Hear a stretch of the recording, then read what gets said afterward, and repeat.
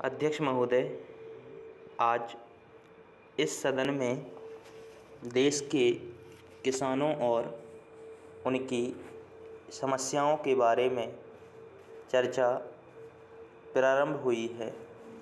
मैं यह कहना चाहता हूं कि मैं भी एक किसान हूं और किसानों की समस्याओं के बारे में जानता हूं। इसलिए मैं इस संबंध में जो भी कहूँगा वह अपने अनुभव के आधार पर ही कहूँगा। देश की जितनी आबादी कृषि क्षेत्र से जुड़ी हुई है, उसमें से 80% लघु किसानों की है।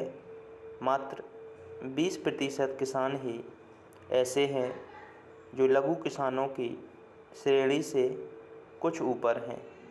देश के अंदर खेती की जितनी भी ज़मीनें हैं वे इन 80% लघु किसानों के हाथों में हैं।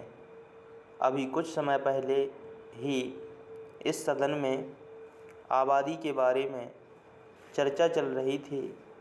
मैं बड़े ही स्पष्ट शब्दों में यह कहना चाहता हूँ कि आज गाँवों में देश की लगभग 70% आबादी रह रही है। यह आबादी केवल खेती के ऊपर निर्भर है, उसके पास दूसरा कोई काम नहीं है। एक किसान कभी बाढ़ की समस्या से जूझते हैं तो कभी सूखे की समस्या से जूझते हैं। इन दोनों कारणों से उनकी पूंजी बर्बाद होती रहती है और वे ऋण के बोझ तले दब जाते हैं। अगर सरकार सचमुच किसानों का भला करना चाहती है तो इस संबंध में मैं एक निवेदन करना चाहता हूँ। सरकार किसानों की इन दोनों समस्याओं पर गंभीरता से विचार करे। सरकार को कुछ ऐसी योजना बनानी चाहिए जिससे कि खेती से बाढ़ के पानी की निकासी हो सके।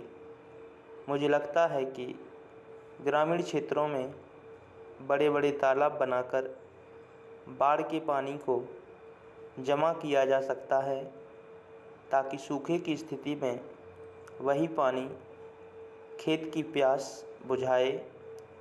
मैं यह कहना चाहता हूँ कि सरकार कृषि क्षेत्र की वर्तमान स्थिति पर गंभीरता से विचार करें। यदि सरकार कृषि क्षेत्र के विकास में रुचि रखती है तो देश के किसानों की समस्याओं को सुलझाना ही होगा। किसान इस देश की अर्थव्यवस्था के रीढ़ हैं, परंतु आज तक उनकी स्थिति सबसे बदतर बनी हुई है। मैं कृषि मंत्री जी का इस बात के लिए ऋणी हूँ कि उन्होंने किसानों की उपज का समर्थन मूल्य बढ़ाने की घोषणा की है। अध्यक्ष जी, मैं इस सदन के सभी माननीय सदस्यों का भी आभारी हूँ कि उन्होंने किसानों के कल्याण के लिए सदन में बहुत ही मूल्यवान और आदर्श विचार रखे। इस चर्चा से कई अच्छे सुझाव भी निकल कर आए हैं। कुछ सदस्यों द्वारा किसानों की आवश्यकताओं के बारे में अच्छी जानकारी भी दी गई है।